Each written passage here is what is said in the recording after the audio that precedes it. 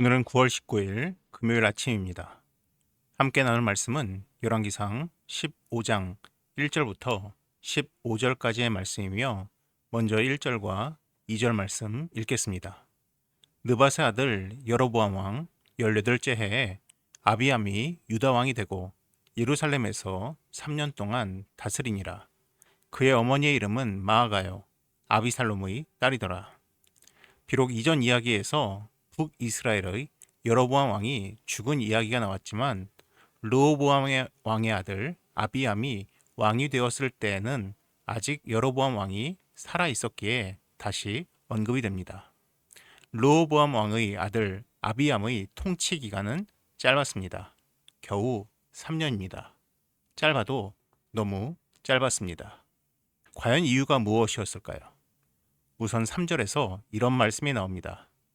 아비암이 그의 아버지가 이미 행한 모든 죄를 행하고 그의 마음이 그의 조상 다윗의 마음과 같지 아니하여 그의 하나님 여호와 앞에 온전하지 못하였으나 아비암은 르호보암 왕이 저지른 모든 죄를 다 행하였습니다. 왜 아비암 또한 그러한 죄를 저질렀을까요? 여기서 그 근거가 될 수 있는 인물이 바로 아비암의 어머니입니다. 열왕기서에서 어머니의 이름을 기록하는 것은 사실 흔한 일은 아닙니다. 그런데 르호보암 때에도 기록이 되어 있었고 아비암 때에도 기록이 되어 있습니다. 어머니의 이름이 마아가요 아비살롬의 딸이라고 되어 있습니다. 어쩌면 이것이 그의 짧은 통치와 아버지의 죄를 답습한 근거로 보입니다. 하지만 아직은 추정입니다. 그 뒷이야기를 계속 보아야 할 것 같습니다. 6절에서 8절입니다. 르호보암과 여로보암 사이에 산날 동안 전쟁이 있었더니 아비암과 여로보암 사이에도 전쟁이 있으니라. 아비암의 남은 사적과 그 행한 모든 일은 유다왕 역대 지략에 기록되지 아니하였느냐.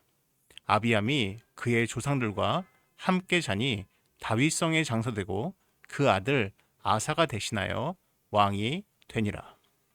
르호보암과 여로보암 사이의 전쟁은 아비암과 여로보암 사이에도 있었습니다. 그 전쟁은 이어지고 결국 아비암은 죽고 그의 아들 아사가 왕이 되었습니다. 9절과 10절입니다. 이스라엘의 여로보암 왕 제20년에 아사가 유다 왕이 되어 예루살렘에서 41년 동안 다스리니라. 그의 어머니의 이름은 마아가라 아비살롬의 딸이더라. 르호보암의 손자이자 아비암의 아들 아사가 왕이 되었을 때 여전히 북이스라엘은 여로보암 왕이 다스리고 있었습니다.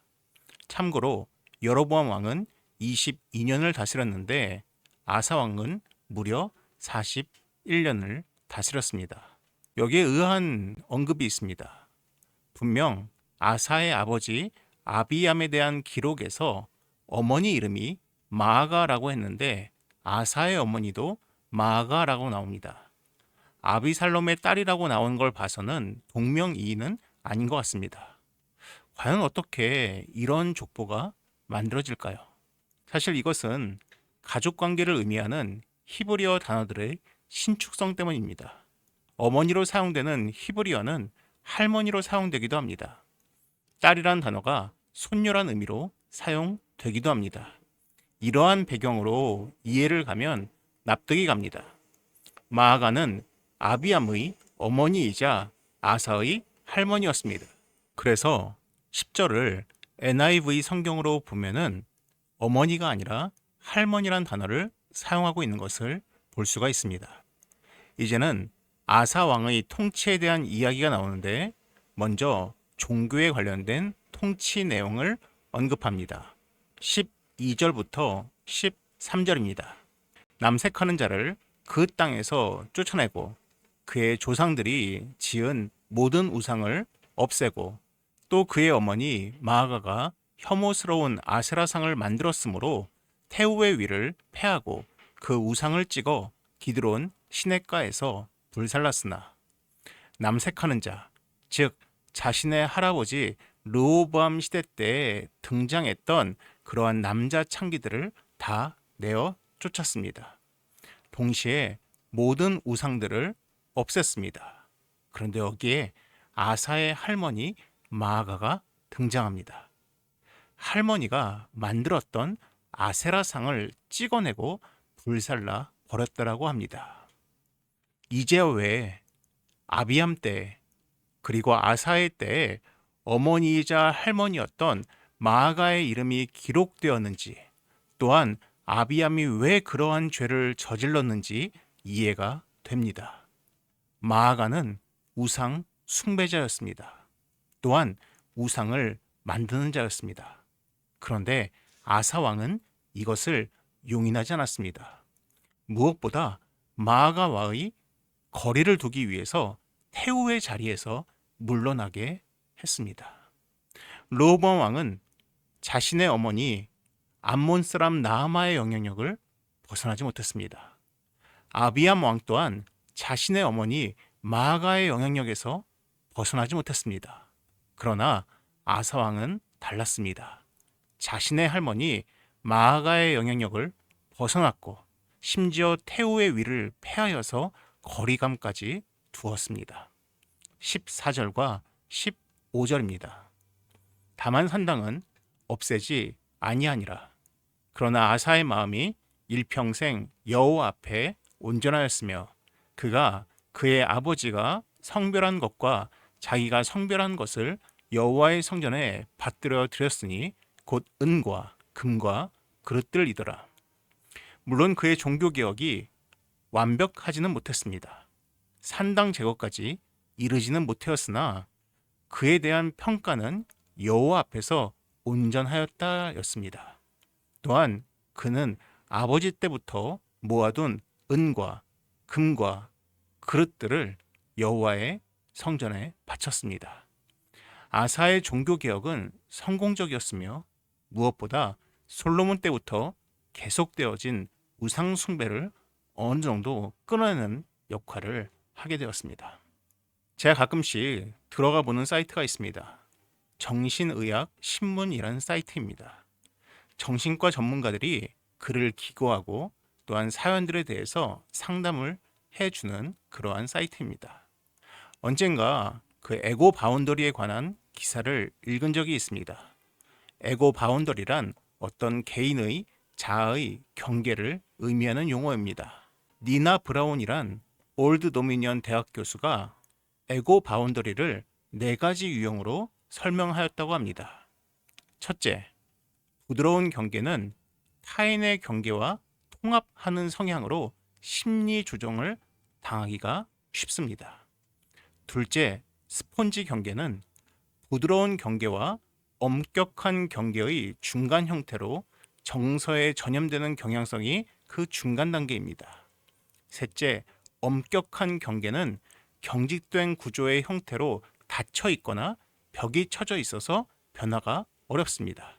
특히 신체적 정서적인 학대를 오랜 시간 경험한 이들에게서 보여진다라고 합니다.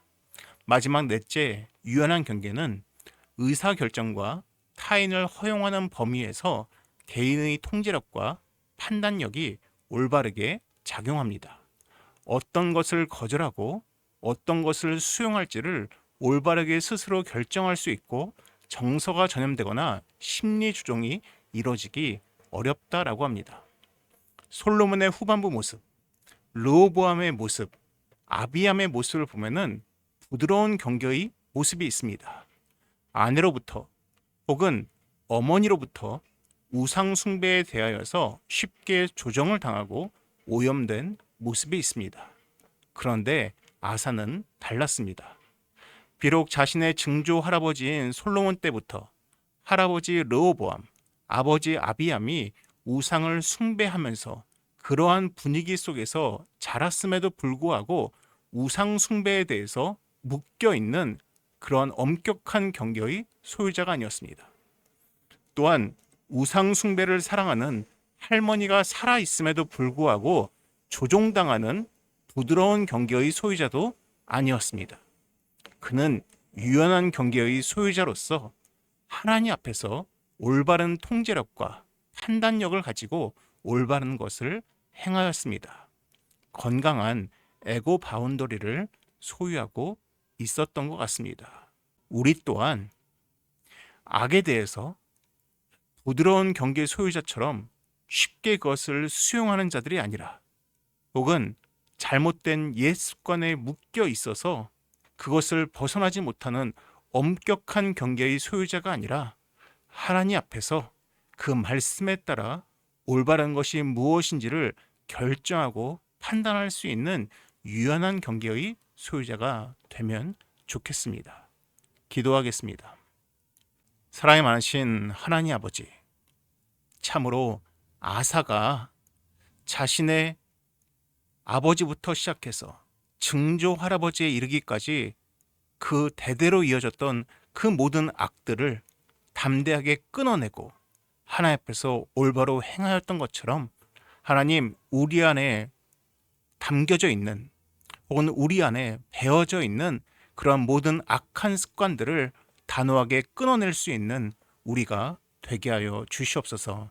이 모든 말씀 예수님의 이름으로 기도드립니다. 아멘. 그럼 이어서 화면에 보이는 기도의 제목으로 함께 기도하시기 바랍니다.